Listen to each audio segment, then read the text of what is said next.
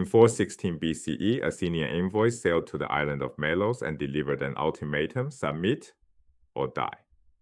The Melians asked for mercy. The Athenians replied, the strong do what they can and the weak suffer what they must. Melos refused. Athens killed every man and enslaved every woman and child. This wasn't just a war crime. It was a philosophy. A man named Thrasymachus carried that same principle into a house in Athens and declared it the truth about all of justice. He didn't expect a barefoot philosopher to turn his own words inside out. Plato introduces Thrasymachus with animal imagery: a wolf, a wild beast crouching to spring. The metaphor is deliberate. Wolves don't join conversations, they ambush prey. Thrasymachus is a sophist, a professional teacher of persuasion who charges fees and treats desire as the highest good. He barges into a discussion already underway. 11 people sit in the house of Cephalus, a wealthy arms dealer. Socrates has just convinced Polemarchus that a truly just person harms no one. The room feels calm, almost settled. Then the wolf lunges. Thrasymachus erupts from the sideline, calls the discussion foolish, accuses Socrates of intellectual cowardice, and demands a concrete definition of justice. No abstractions allowed, no evasions permitted. Socrates responds with exaggerated humility, praising Thrasymachus' wisdom, confessing total ignorance, begging to be taught. This is Socratic irony, feigned modesty that draws the opponent into revealing his assumptions. Thrasymachus demands to know what Socrates will suffer if proven wrong. Socrates answers, the punishment of learning. Ironic, since learning is a benefit, not a penalty. Then Thrasymachus demands payment. Here is the character reveal that defines both men. A sophist speaks for his own advantage. A philosopher speaks for the benefit of others. Socrates, who has never held paying work in his life, promises to pay whatever he has. Glaucon steps forward and puts up the money. The wager is set. The contrast is total. Thrasymachus delivers his thesis. Justice is nothing more than the advantage of the stronger. Here's what it means in practice. Every city has rulers. Rulers make laws. Citizens obey those laws. And that obedience is what we call justice. Different cities produce different laws, democracies, oligarchies, tyrannies, but the pattern holds everywhere. Power dictates morality. There is no objective good, no justice beyond legality, no legality beyond force. This position severs politics from ethics entirely. It says morality is a fiction that rulers impose on the ruled. And Thrasymachus isn't alone. Thucydides recorded the same logic at Melos, a generation before Plato wrote. Centuries later, Machiavelli would argue in The Prince that effective rulers must discard moral constraint. Hobbes would ground sovereignty in the power to enforce obedience. Nietzsche would celebrate the will to power and dismiss conventional morality as the resentment of the weak. This is the might makes right tradition, the default position of political realism across 24 centuries. Plato takes it so seriously that this single challenge drives the entire republic. Thrasymachus expects applause. What he gets is a question, and it unravels everything. Socrates doesn't attack the thesis head-on.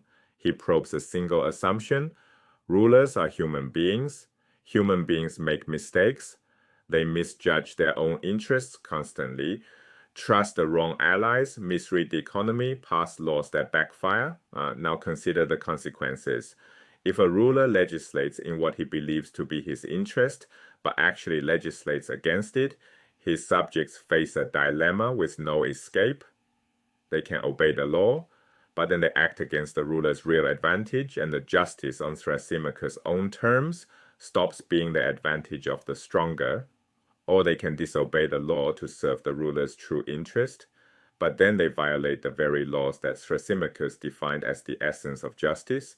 Either path destroys the thesis. One simple observation about human fallibility, and that rulers can be wrong about what benefits them, cracks the entire foundation. Socrates has no intention of letting that crack close. The room splits. Marcus, who sat through his own Socratic examination and emerged changed sides with Socrates. He recognizes the force of the reasoning.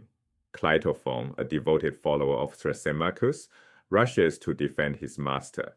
This divide maps onto prior exposure to dialectic, the method of collaborative inquiry through questions and answers. Those genuinely engaged by Socratic examination recognize valid argument when they hear it. Those untouched by philosophy remain captured by rhetoric. Plato marks the difference with a telling detail. Polemarchus speaks again in Book 5.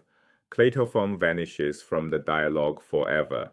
Under pressure, Thrasymachus refines his position.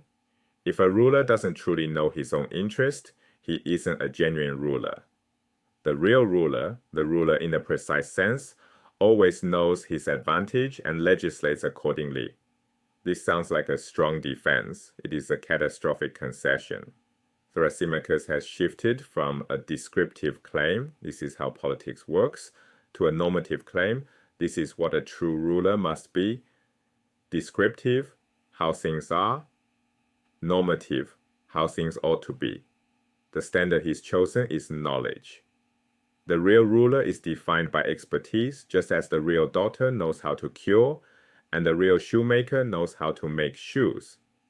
Without realizing it, Thrasymachus has adopted Socratic reasoning. Thrasymachus has been caught using Socrates' own tools, but the implications reach deeper than one argument. His original position is nihilism, the view that moral values have no objective foundation, or that justice is merely a name for power relations. Nihilism of this kind corrodes not just morality but language itself. The philosopher Wittgenstein observed that language is inherently social. It depends on shared meaning, reciprocity, community. Dialectic requires all of these. But the sophist's worldview, pure self-interest, rejection of genuine community, undermines the very medium of discourse. And this is why sophists prefer long speeches to real dialogue. This is why Thrasymachus, pushed to the limit, will fall silent. Nihilism ends where it began, in isolation. This confrontation establishes the central question of the entire republic. Is politics merely the exercise of power, or is it ethics on the largest possible scale? Socrates has not fully defeated Thrasymachus here. Several of his counter-arguments are deliberately imperfect. Plato wants readers to feel that more work remains. In Book 2, Glaucon and Adeimantus will restate Thrasymachus' challenge with greater rigor and honesty than Thrasymachus himself could manage. But Socrates has already exposed the fatal flaw. Any account of justice grounded purely in power must eventually smuggle in standards of knowledge and expertise, standards that point beyond power towards something like truth.